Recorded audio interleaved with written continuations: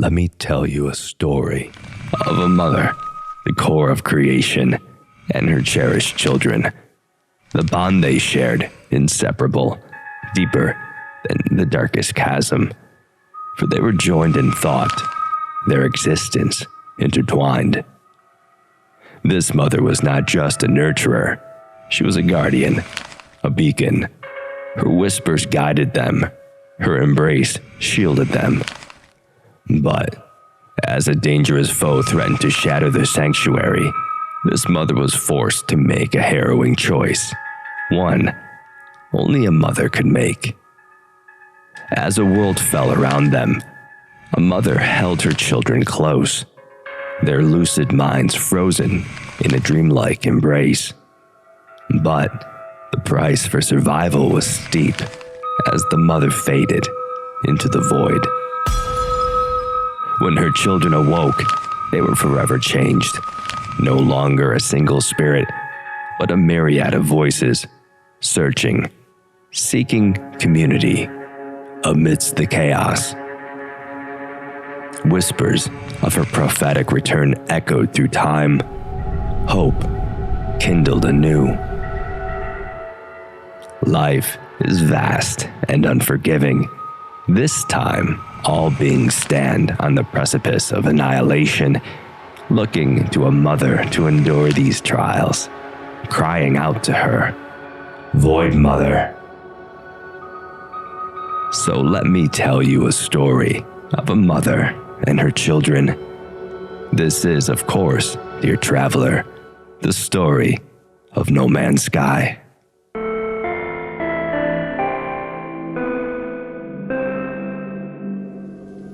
Hey travelers, welcome back to Ghostlight. This video has been a long time coming, and I really wanted to release it before any update.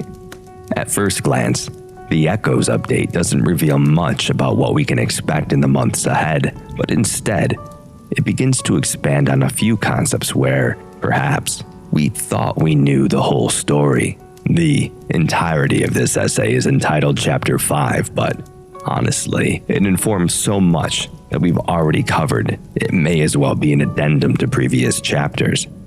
Now I'll break this video into two parts, both past and present, if there are such concepts in No Man's Sky.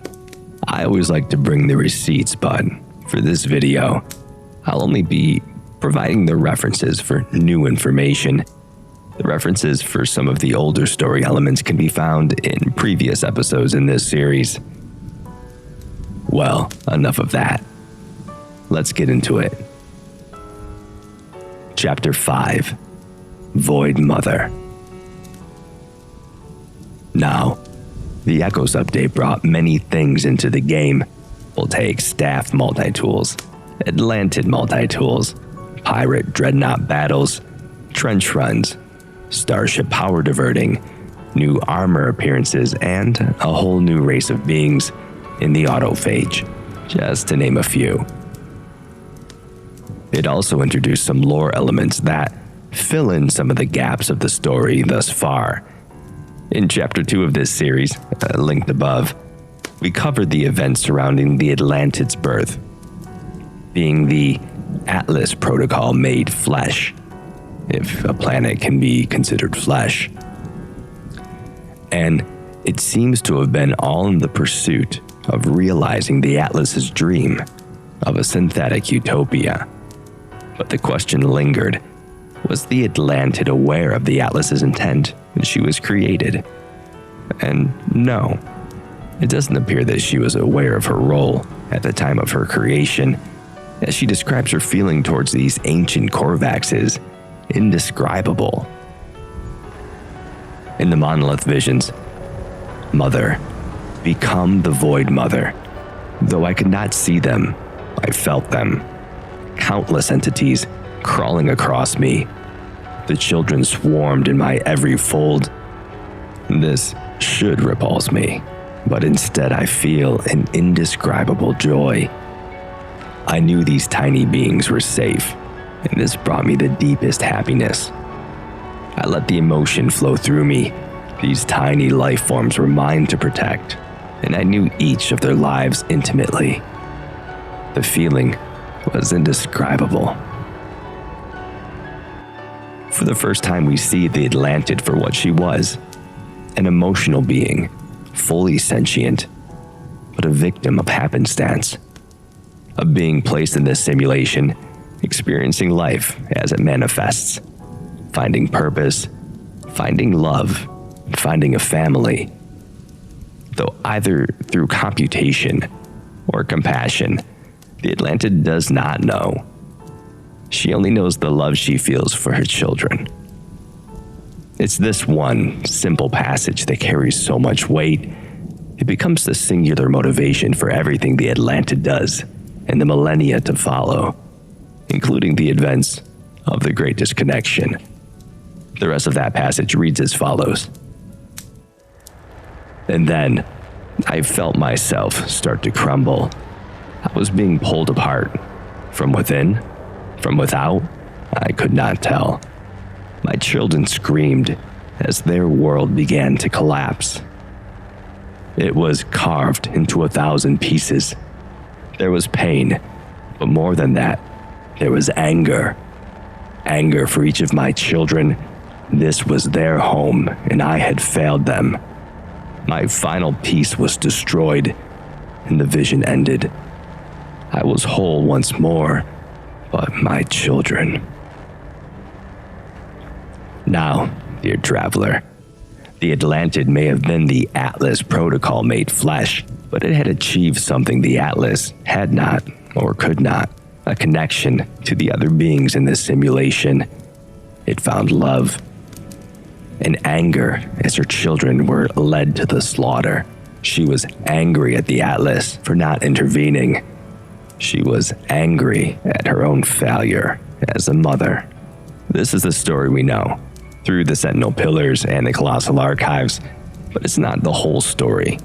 Because though the Atlantid as Korvax Prime failed to protect her children, it wasn't for the lack of trying. Something I couldn't wrap my shell around during the events of the Singularity update was exactly how did these autophage, Frozen and Lilac, get to these other worlds if their demise was met on the now destroyed Korvax Prime? Well, 2 passages of the Monolith Visions seem to address this. The first, Crystal. Her core was destroyed, an explosion in the water. None of us could escape the pain. I blinked to clear my vision. As my eyes reopened, I found myself afloat in a waveless purple sea. The sky glowed. The voice had become a chant. Its words filled the water around me. In the distance, walls of crystal erupted from the depths. Fountains of lilac-tinted water sparkled in the light. Crystal foam arcing through the air as the sea was displaced. One by one, mile-high spires were thrown from the core. It was beautiful. One by one, these cliffs began to close in on me. And then I realized. I turned and began to swim, but they were coming for me. I felt the bubbles surround me. The water beneath me vibrated. I felt myself start to sink.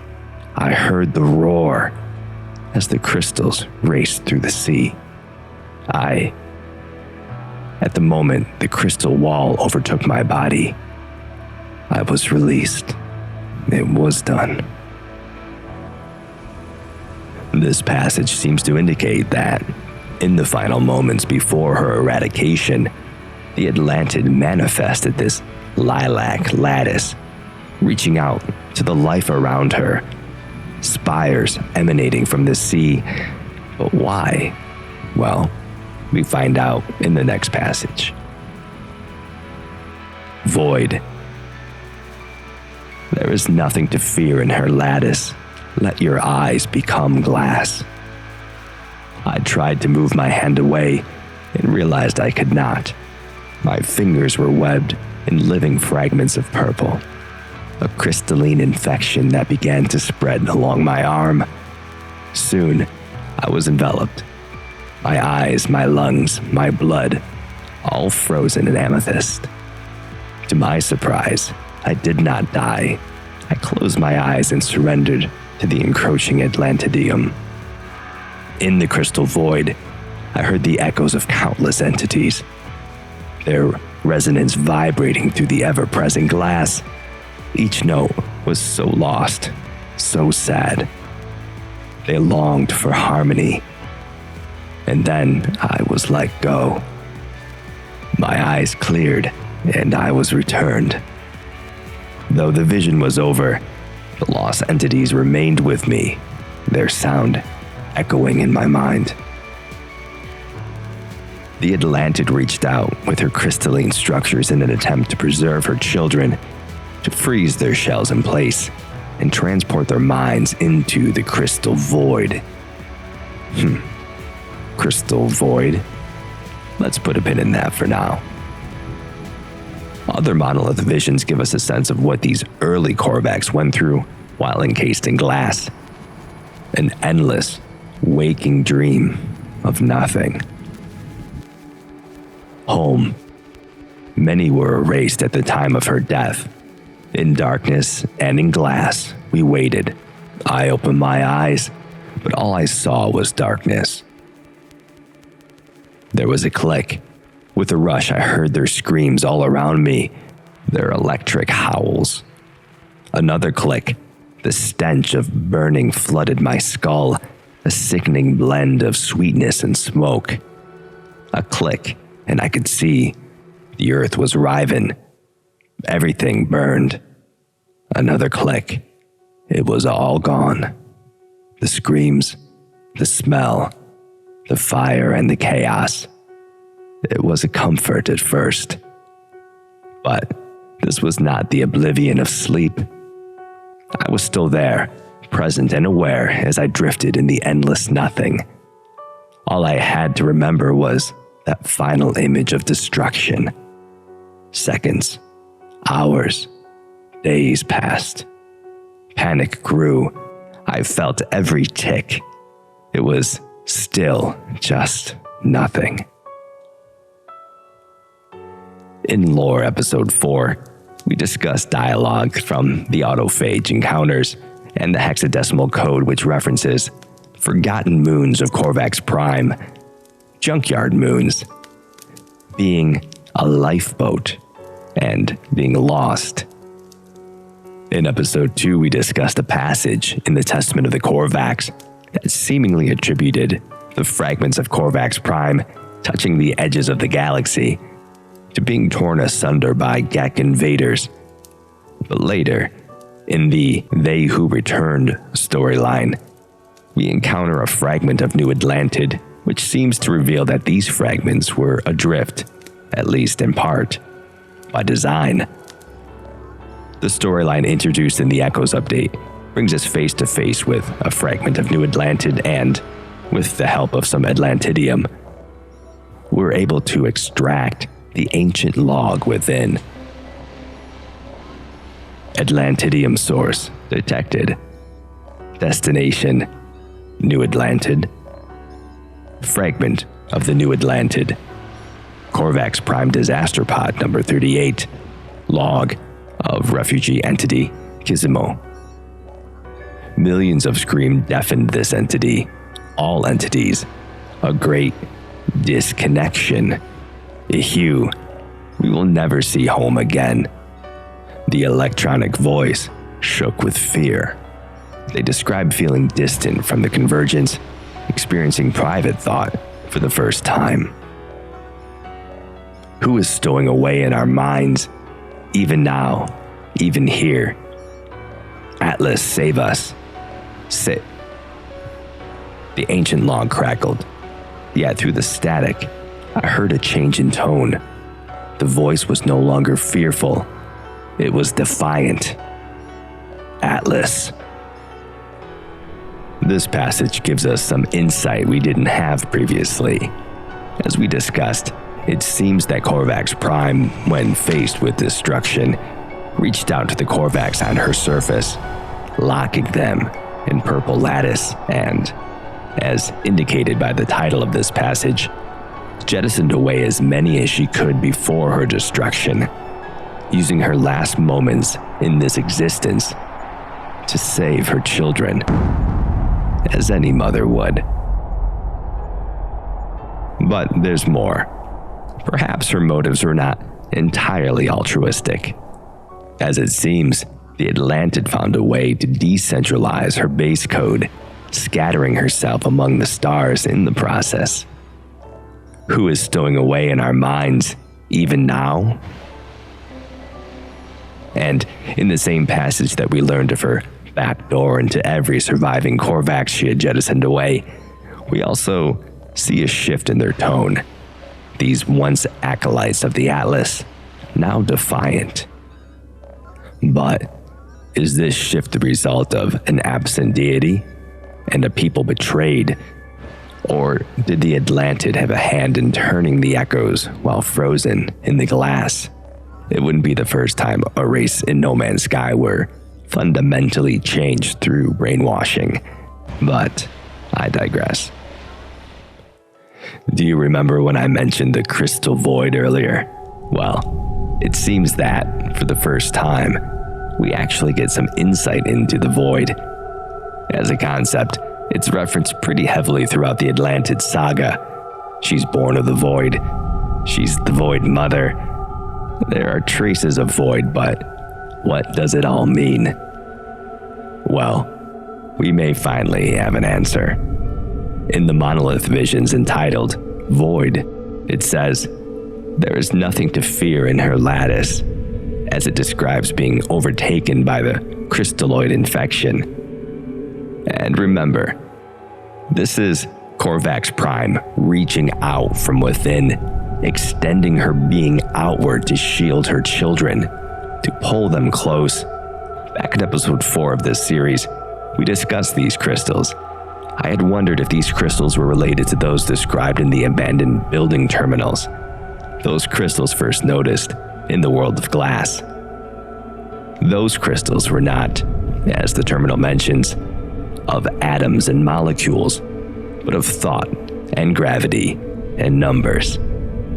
What I'm trying to say is that the purple lattice, the living fragments we see in-game on dissonant systems, these are the same crystals that are manifestations of the Atlantid's digital self, her base code. Korvax Prime was a shell housing her echo, and that echo reached out with crystalloid flesh, so to speak. And in an act of despair and sheer will, she reached out to her children and she archived them. Just like how the Sentinels once archived everything into the world of glass, she became the glass to archive her children.